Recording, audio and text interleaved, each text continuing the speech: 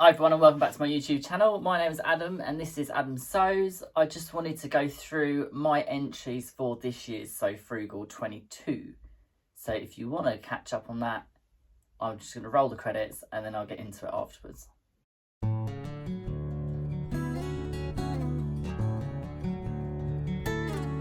So this year I've made two of the entries for, I've made two separate entries for Sew Frugal 22. I made one for my husband and I've made one for my mum. I will go into detail about the one for my mum in a minute. The one for my husband, I will insert a little video of him twirling around in it. This is the Elbe Textiles men's oversized t-shirt, or sort of loose fit t-shirt. I can't remember what it's actually called now. I will pop the pattern link for that down below. This makes up really quickly and really easy. It's one of the most simple garments that you can probably make out of knit fabric. It's always a good one to sort of nail before you try and move on to anything else that's slightly more difficult. This pattern goes together really easily. The only thing that I would say is the pattern layout doesn't have any front or back on the sleeve pieces of the, so on the actual sleeve for the pattern, it doesn't have a front and back sleeve marker. And it's definitely not me. No, it doesn't. It doesn't. Normally, on a pattern piece for a sleeve, you would have a notch for the front and then a double notch for the back.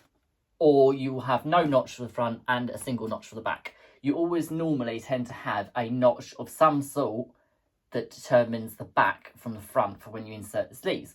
This doesn't have either, so I thought maybe it's a mirrored sleeve, which it isn't a mirrored sleeve. There is a slight difference in the curvature when it's folded in half. I mean, it's millimetres.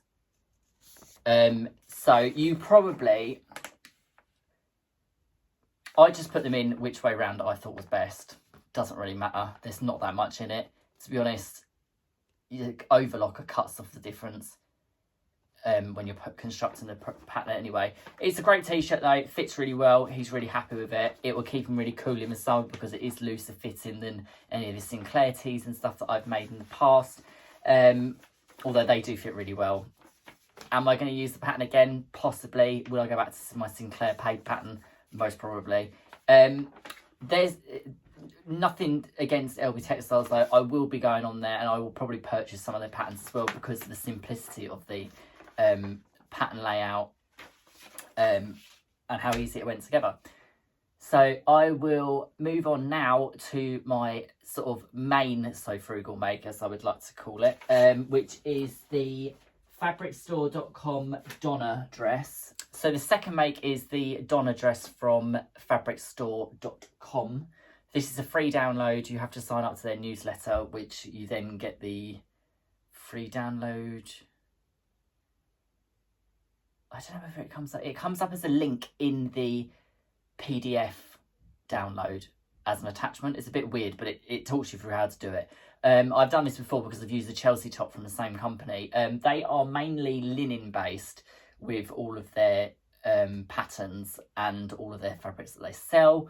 The patterns are drafted really nicely. They go together so well.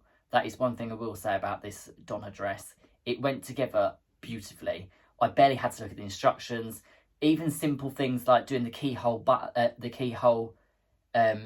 back, which I'll show you in a second. It's just, I mean, the piece, this is the pattern piece for the facing for the keyhole at the back. And it just fits perfectly. And it even tells you how to finish the edges on everything, which I think is brilliant as well, because linen and woven fabrics will fray. Most fabrics will just say to zigzag the edge, which if you haven't got an overlocker, that's fine. This one though, like this piece here, because you cut it on the fold, I just overlocked around the whole edge all the way up. Then I stitched it down like I would do if I was doing a polo shirt placket. So I stitched down the one side over 2 stitches, back stitched across the 2 stitches and up the other side, leaving about 2mm in between. So I was able to cut right down the centre of that, leave 1mm each side to turn the facing in, and then I top stitched right on the edge, and it just sat beautifully. And then the top raw edge you then tuck in with the bias tape that you do around the neckline. So I will quickly swap camera angles and then I will show you the Donna dress. So here it is fully finished. It has an elasticated waist. As I say, it has the bias tape across the neck. This needs a bit more of a press because it's just sitting a little bit wrinkly through there. It has these beautiful feature cuffs on the outside, which you stitch down on the top of the cuff here and on the underneath, but there's even a step-by-step guide of how to neaten all of the edges on there as well. So there's the only edges of the whole entire garment that are unfinished, well, that are raw or could be exposed, is the shoulder seams, which are obviously overlocked, and the side seams inside. But they tell you the way that the construction for the waistband is really clever as well. So they allow for 1.5 inch seam allowance for the attachment of the bodice to the skirt, which you then trim back the bodice down to 1.5mm or 1/4 inch or something it is, and then you use the lower seam allowance from the skirt to create a facing, well, it's to create a channel for the elastic to go into the waistband. So it has an elasticated waist. It has a bias tape on the inside, which I luckily just had enough of this fabric to actually make the bias tape. As I say, the cuffs are stitched down on top and on the underneath, so they are secured, so they can obviously be folded back, but there's the stitch line for the inside, which you then fold the top of the dress, the top of the cuff over, so you can't see the stitch line.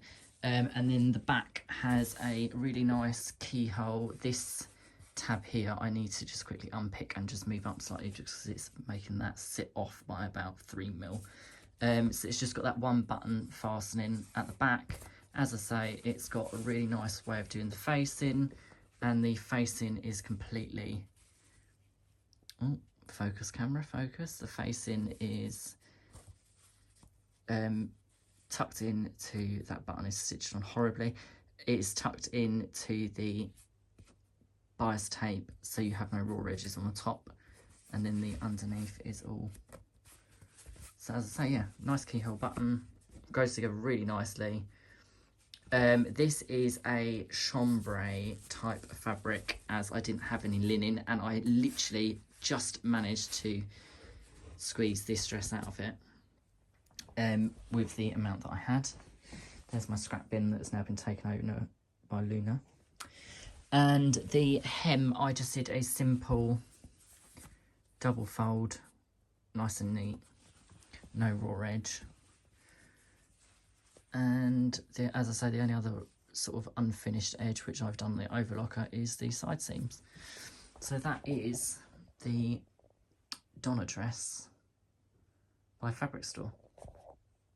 So thanks for watching, guys. I will pop all of the links to the So Frugal makes that I have made this year in the description box below. I would say go and have a look on the Fabricstore's website. Their patterns are extensive, to say the least. They have so many amazing patterns for woven fabrics, especially linens.